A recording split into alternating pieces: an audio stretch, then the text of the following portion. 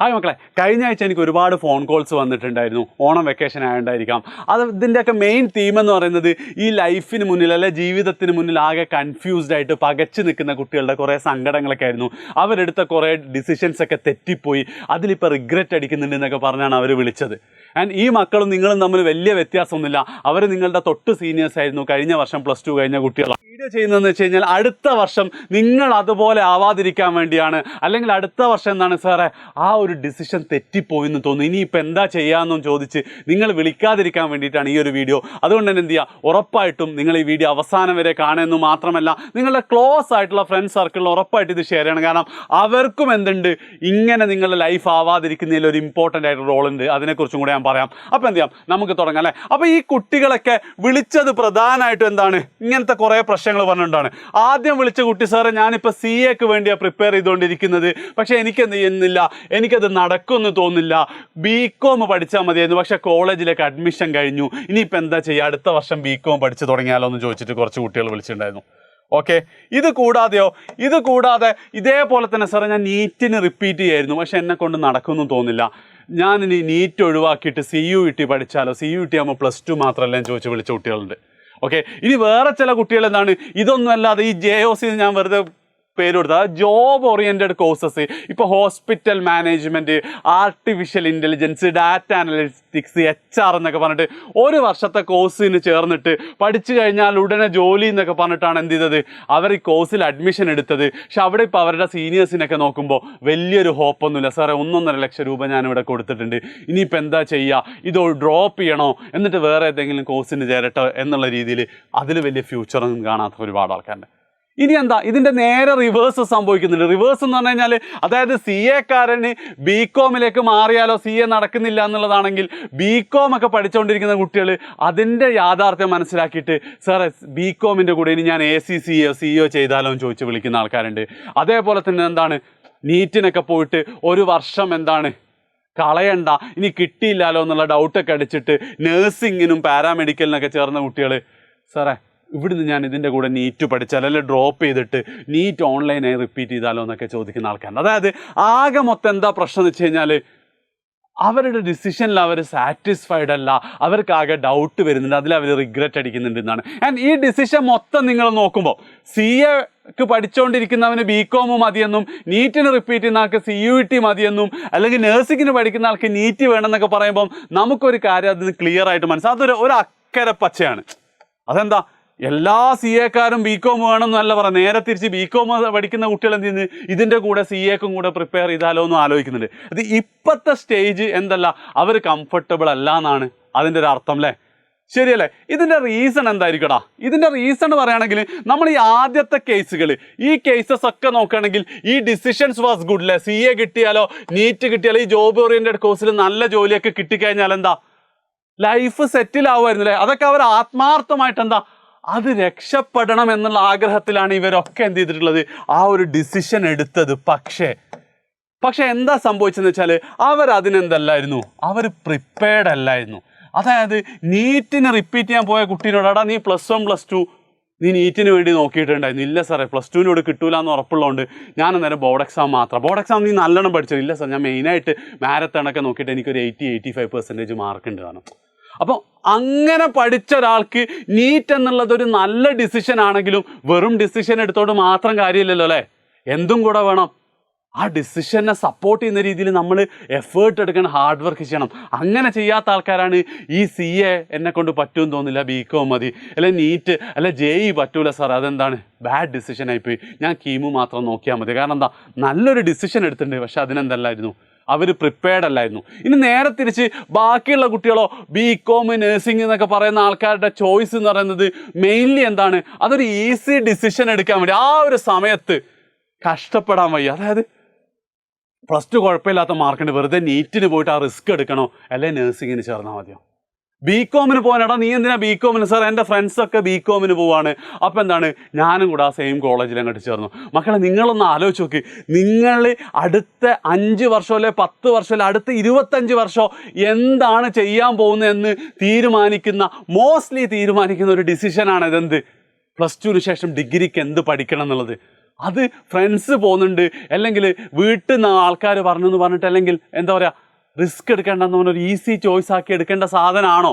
അങ്ങനെ ചോയ്സ് എടുത്ത എല്ലാ ആൾക്കാർക്കും എന്തുണ്ട്, അവിടെ എത്തും ആ ഒരു റിയാലിറ്റിയിൽ എന്ത് സംഭവിക്കുന്നുണ്ട്, ആ ഒരു റിയാലിറ്റിയിൽ അവർക്ക് പ്രശ്നം വരുന്നുണ്ട്, റിഗ്രറ്റ് അടിക്കുന്നുണ്ട്. നീറ്റിന് പോയാൽ മതിയായിരുന്നല്ലോ, ഇനി ഇപ്പോൾ ഓൺലൈനായിട്ട് പഠിക്കാൻ പറ്റുമെന്നൊക്കെ അതാണ് എന്ത് ചെയ്യുന്നത്, അവർക്ക് ആ ഒരു ചിന്ത വരുന്നത്. ആൻഡ് ഇതിൻ്റെ കൂടെ ചേർത്ത് വായിക്കേണ്ട ഒരു കാര്യം കൂടെ ഉണ്ട് കേട്ടോ. അതായത് കഴിഞ്ഞ ഞായറാഴ്ച ഞാൻ കേരള ഗവൺമെൻറ്റുമായിട്ടുള്ള ഒരു പ്രൊജക്റ്റിനെ കുറിച്ച് ഡിസ്കസ് ചെയ്യാൻ വേണ്ടിയിട്ട് കുറച്ച് ഒഫീഷ്യൽസിനെ കണ്ടിട്ടുണ്ട്. അതായത് സ്കിൽ ഡെവലപ്മെൻറ്റ്, ആൾക്കാർക്ക് ജോലിക്ക് വേണ്ടിയുള്ള സ്കില്ല് ഡെവലപ്പ് ചെയ്യുന്നതിനെ കുറിച്ചുള്ള.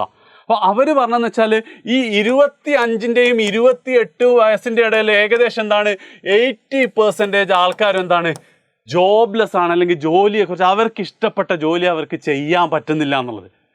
അപ്പം ഞാൻ ശരിക്കും കണക്ട് ചെയ്ത് നോക്കുമ്പോൾ ഈ നേരത്തെ എന്നെ വിളിച്ച് സങ്കടം പറഞ്ഞ ആൾക്കാരൊക്കെ എന്തായിരിക്കും, അവസാനം ഈ ഒരു കാറ്റഗറിയിലേക്ക് പോകുന്ന മക്കളായിരിക്കും അല്ലേ. നിങ്ങൾ തന്നെ ആലോചിച്ച് നോക്ക്, നിങ്ങളുടെ കുടുംബത്തിൽ, നിങ്ങളുടെ നാട്ടിൽ ഈ ഒരു ഏജ് ഗ്രൂപ്പിൽ ഒരുപാട് ആൾക്കാരില്ലേ ഇനിയിപ്പോൾ എന്ത് ചെയ്യണമെന്ന് ആലോചിച്ചിരിക്കുന്നത്. അപ്പം അതൊക്കെ എവിടെയായിരിക്കും മെയിൻലി പാളിയിട്ടുണ്ടാവുക, ഈ +2 കഴിഞ്ഞതിന് ശേഷമുള്ള അവരെടുത്ത ആ ഒരു ഡിസിഷനിലായിരിക്കും അല്ലേ. ശരിയല്ലേ? അപ്പം ശരിക്കും എന്താ സാറേ ചെയ്യുക, എന്താ ചെയ്യുക, വാട്ട് ടു ഡു? അതായത് രക്ഷപ്പെടണമെന്ന് ആത്മാർത്ഥമായിട്ട് ആഗ്രഹിച്ചിട്ട് എന്ത് ചെയ്തിട്ടുണ്ട്, ചില ആൾക്കാർ നീറ്റ് റിപ്പീറ്റ് ചെയ്യാൻ പോയിട്ടുണ്ട്, CAക്ക് പോയിട്ടുണ്ട്, പക്ഷെ അവരും റിഗ്രറ്റ് അടിക്കുന്നുണ്ട്. ഈസി ചോയ്സ് നിങ്ങൾക്ക് ഇപ്പം തന്നെ നിങ്ങൾക്ക് മനസ്സിലായിട്ടുണ്ടാവില്ലേ. അതായത് നമ്മൾ അത്യാവശ്യം റിസർച്ച് നടത്തി നമ്മളെ കൊണ്ട് പറ്റുമോ എന്നൊക്കെ നോക്കി അതിൻ്റെ ജോലി സാധ്യതയൊക്കെ നോക്കിയിട്ട് മാത്രമേ എന്ത് ചെയ്യാൻ പാടുള്ളൂ, നമ്മൾ BComന് പോകണോ അല്ലെങ്കിൽ നഴ്സിങ്ങിന് പോകണോ എന്നൊക്കെ തീരുമാനിക്കാൻ പാടുള്ളൂ. നമുക്കത് ക്ലിയറാണ്. പക്ഷെ രക്ഷപ്പെടണമെന്ന് ആഗ്രഹിച്ചിട്ട് സാറ് റിഗ്രറ്റ് അല്ലേ എന്ന് ചോദിക്കുമ്പോൾ അവിടെയാണ് പ്രധാനമായിട്ട് എന്ത് ചെയ്യുന്നത്, നിങ്ങളൊരു ഇമ്പോർട്ടൻറ്റ് പോയിന്റ് മിസ്സാകുന്നത്. ഞാൻ നേരത്തെ പറഞ്ഞത്, വെറുതെ ആഗ്രഹിച്ചത് കൊണ്ട് മാത്രം കാര്യമില്ല, അതിന് വേണ്ടി നമ്മൾ ആ ചൂസ് ചെയ്യുന്ന സാധനത്തിന് എന്ത് ചെയ്യണം, നമ്മൾ പ്രിപ്പയറും കൂടി ചെയ്യണം എന്നുള്ളത് വളരെ വളരെ ഇമ്പോർട്ടൻ്റ് ആണ്. അതായത് നിങ്ങളുടെ മനസ്സിൽ നീറ്റ് ആഗ്രഹമുണ്ട്, JEE ആഗ്രഹമുണ്ട്. ഞാൻ കഴിഞ്ഞ ദിവസം ട്രെയിനിൽ നിന്ന് നിങ്ങളുടെ ഇതില്ല +2 പഠിക്കുന്ന ഒരു കുട്ടി, എടാ എന്താ കഴിഞ്ഞിട്ട് എന്താ പ്ലാൻ, ഞാൻ JEEക്ക് പോകണം, നീ ഇപ്പം എന്തെങ്കിലും നോക്കില്ല സാർ, ഇപ്പം നോക്കിയാൽ എന്തായാലും കിട്ടൂല, റിപ്പീറ്റ് ചെയ്യാൻ പോവാം. അപ്പോൾ അവനോട് ഞാൻ പറഞ്ഞടാ, ഞങ്ങളുടെ റിപ്പീറ്റ് ക്യാമ്പസിലൊക്കെ ആദ്യത്തെ 2-3 മാസം കുട്ടികൾ കരച്ചിലായിരുന്നു. കാരണം എന്താ, അവർക്ക് ആ ലെവൽ എത്താൻ പറ്റുന്നില്ല, JEEയുടെ ലെവൽ. അതായത് നിങ്ങൾക്ക് ഓർമ്മ ഉണ്ടാവും, 10ാം ക്ലാസ് കഴിഞ്ഞിട്ട് +1 എത്തുമ്പോൾ നിങ്ങൾ അനുഭവിച്ച ഒരു പ്രശ്നമില്ലേ, ആ പ്രശ്നമാണ് എൻട്രൻസിലൊക്കെ അനുഭവിക്കാൻ പോകുന്നത്. അപ്പം നിങ്ങൾ എന്താ ചെയ്യേണ്ടത്, കിട്ടോ ഇല്ലയോ എന്നൊന്നും മാറ്റി നിർത്തി നീ എന്ത് ചെയ്യണം, കുറച്ച് JEE ക്വസ്റ്റ്യൻ, ഏറ്റവും ഇഷ്ടപ്പെട്ട കുറച്ച് പാഠത്തുനിന്നെങ്കിലുള്ള കുറച്ച് ക്വസ്റ്റ്യൻസ് ചെയ്തിട്ട് എന്ത് ചെയ്യണം, നിൻ്റെ ബ്രെയിൻ ഒന്നും കൂടെ ആ ഒരു JEE ലെവലിലേക്ക് എത്തിക്കണം, കുറച്ചും കൂടെ സ്ട്രെയിൻ ചെയ്തിട്ട് എന്ത് ചെയ്യണം, ആ ലെവലിലെത്തി. അപ്പോൾ അവനത് കാര്യം മനസ്സിലായിട്ടുണ്ട്. അപ്പോൾ എന്താ, JEE പോയാൽ രക്ഷപ്പെടും 99%, അത് ശരിയാണ്. നിങ്ങൾ IITയിലോ NITയിലോ എത്തിക്കഴിഞ്ഞാൽ ഉറപ്പായിട്ട് രക്ഷപ്പെടും. പക്ഷേ അതിന് നിങ്ങൾ എന്ത് ചെയ്യണം, ഈ ഒരു നിമിഷം മുതൽ തന്നെ പ്രിപ്പയർ ചെയ്യണം, എന്നാലേ കാര്യമുള്ളൂ. അല്ലെങ്കിൽ വെറുതെ എന്താ, ഒരു വർഷം പോവാനേ സാധ്യതയുള്ളൂ. അതായത് മക്കളെ, നിങ്ങൾ ആലോചിക്കേണ്ട കാര്യം എന്താണെന്ന് വെച്ച് കഴിഞ്ഞാൽ, നിങ്ങളെ സംബന്ധിച്ചിടത്തോളം +2 കഴിഞ്ഞിട്ട് ഒരുപാട് ഓപ്ഷൻസ് ഉണ്ട് അല്ലേ. അതിൽ മെയിനായിട്ട് ഞാനിങ്ങനെ പച്ച, മഞ്ഞ, ഓറഞ്ച് എന്ന് കൊടുത്ത അതിൻ്റെ ഒരു ലൈഫ് സെറ്റിൽമെൻറ്റിൻ്റെ പാർട്ടും കൂടിയാണ്. ഇപ്പം കൊമേഴ്സൊക്കെ എടുത്ത കുട്ടികൾക്കാണെങ്കിൽ ഈ CA ACCA തുടങ്ങിയ സാധനങ്ങളൊക്കെ നിങ്ങൾ ക്ലിയർ ആയി കഴിഞ്ഞാൽ പോയോണ്ട് കാര്യമില്ല, ക്ലിയർ ആയി കഴിഞ്ഞാൽ, അല്ലെങ്കിൽ സയൻസിൻ്റെ കുട്ടികൾക്ക് നീറ്റ് JEE കിട്ടിയിട്ട് ഒരു ഗവൺമെൻറ് മെഡിക്കൽ കോളേജിലോ അല്ല IITയിലോ NITയിലോ അഡ്മിഷൻ കിട്ടി, അതും പോട്ടെ, കേരളത്തിലെ ടോപ്പർ 5 കോളേജിൽ അഡ്മിഷൻ കിട്ടിക്കഴിഞ്ഞാൽ 99.9% ലൈഫ് സെറ്റിൽഡ് ആയിരിക്കും.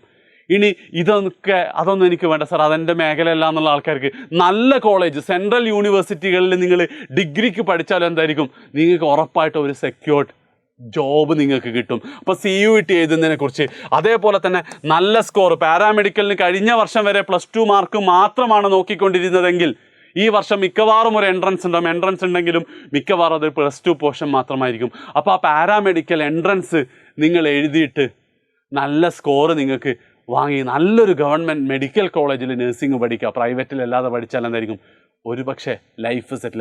ഇനി ഇതുമല്ലെങ്കിൽ ഇപ്പോൾ നിങ്ങൾക്ക്, എനിക്കറിയാം ഈ വീഡിയോ കാണുന്ന ഒരുപാട് ആൾക്കാർക്ക് ആ ചോയ്സ് എടുക്കാനൊന്നും ആയിട്ടില്ലെങ്കിലും മക്കളെ, നിങ്ങൾ മനസ്സിലാക്കേണ്ടത് +2 റിസൾട്ട് വരുമ്പോൾ എന്ത് ചെയ്യണം, നിങ്ങളുടെ +2 മാർക്ക് മിനിമം ഒരു 98% എന്ത് ചെയ്യണം, നിങ്ങൾക്ക് ഉറപ്പിക്കാൻ പറ്റിക്കഴിഞ്ഞാൽ അതിനുശേഷം നിങ്ങൾ എടുക്കുന്ന ഏത് ഡിസിഷനും അതായത് എടാ 80% നിങ്ങൾ മാരത്തോൺ മാത്രം കണ്ടാൽ മതി. ഇനി അത് 90 എത്തണമെങ്കിൽ എന്താണ്, കുറച്ചും കൂടെ ഓൺലൈൻ കോഴ്സിലൊക്കെ ഞങ്ങളെ ബാച്ചിലൊക്കെ ജോയിൻ ചെയ്തിട്ട് അത് പറയുന്ന പോലെ പഠിച്ചാൽ മതി. അതേ സ്ഥാനത്ത് 98 എത്തണമെങ്കിൽ എന്താ, നിങ്ങൾ ബോധപൂർവ്വം ഒരു എഫേർട്ട് എടുക്കണം. ആ എഫേർട്ട് എടുത്തിട്ടാണ് നിങ്ങൾ ഈ നീറ്റിലേക്ക് നിങ്ങൾ നോക്കുന്നതെങ്കിൽ ഉറപ്പായിട്ടും നിങ്ങൾ എന്തെങ്കിലും റിഗ്രറ്റ് അടിക്കില്ല. നിങ്ങൾ അവിടെയും എഫേർട്ട് എടുക്കും. കാരണം എന്താ, നിങ്ങളുടെ ക്യാരക്ടർ അതിൻ്റെ പാർട്ടായി മാറിയിട്ടുണ്ട്. ഞാൻ പറഞ്ഞു വന്ന് മനസ്സിലായില്ലേ? അതായത് +2 കഴിഞ്ഞതിന് ശേഷം നിങ്ങൾ എടുക്കാൻ പോകുന്ന ഡിസിഷൻസ് 100% ശരിയാവണമെന്നൊന്നും ഒരു ഉറപ്പുമില്ല. പക്ഷേ നിങ്ങൾ എന്ത് ഡിസിഷൻ എടുത്താലും ആ ഡിസിഷന് വേണ്ടി ഹാർഡ് വർക്ക് ചെയ്യാൻ, അത് ശരിയാക്കിയെടുക്കാനുള്ള ഒരു മനസ്സെന്ത് ചെയ്യാൻ പറ്റും. ഇനി അങ്ങോട്ടുള്ള സമയത്ത് നിങ്ങൾക്ക് ഉറപ്പായിട്ട് എന്ത് ചെയ്യാൻ പറ്റും, നിങ്ങൾക്ക് ഉണ്ടാക്കിയെടുക്കാൻ പറ്റും. അത് ഉണ്ടാക്കിയെടുക്കണം എന്നാണ് ഈ വീഡിയോ കൊണ്ട് ഞാൻ നിങ്ങളോട് പറഞ്ഞത്. ഇങ്ങനത്തെ ഏത് ഓപ്ഷൻ ആണെങ്കിലും ഇതിനെക്കുറിച്ച് സീരിയസ് ആയിട്ട് ആലോചിക്കുക. ഇതിനെക്കുറിച്ചൊന്നും ഇതുവരെ ചിന്തിക്കാത്ത കുട്ടികളാണെങ്കിൽ ഉറപ്പായിട്ട് എന്ത് ചെയ്യുക, ബോർഡ് എക്സാമിന് ഒരു 98%, അതായത് 680 നിങ്ങളുടെ മാർക്കെങ്കിൽ ഒരു 650 മുകളിൽ നിങ്ങൾ എന്ത് ചെയ്യണം, സ്കോർ ചെയ്യാൻ വേണ്ടി ഇന്നു മുതൽ പഠിച്ചു തുടങ്ങിക്കഴിഞ്ഞാൽ അതിനുശേഷമുള്ള ഏത് പാത്തിലേക്ക് നിങ്ങൾ പോയാലും എന്താ, നിങ്ങളവിടെ പാതി വഴിയിൽ വീണു പോവില്ല. വീണു പോയാലും നിങ്ങൾ എന്ത് ചെയ്യും, എഴുന്നേറ്റ് മുന്നോട്ട് നടക്കുന്നുള്ളത് എനിക്ക് 100% ഉറപ്പ്. നിങ്ങൾ മനസ്സിലാക്കേണ്ട കാര്യം, നിങ്ങളുടെ ലൈഫ് എന്തായി മാറും, ഇങ്ങനെ പോയിക്കൊണ്ടിരിക്കുന്ന നിങ്ങളുടെ ലൈഫ് ആ ഒരൊറ്റ ഡിസിഷൻ നമ്മളെ ശരിയായി കഴിഞ്ഞാൽ ഇങ്ങനെ മാറും. നിങ്ങളൊന്ന് ഓർത്തു നോക്കടാ,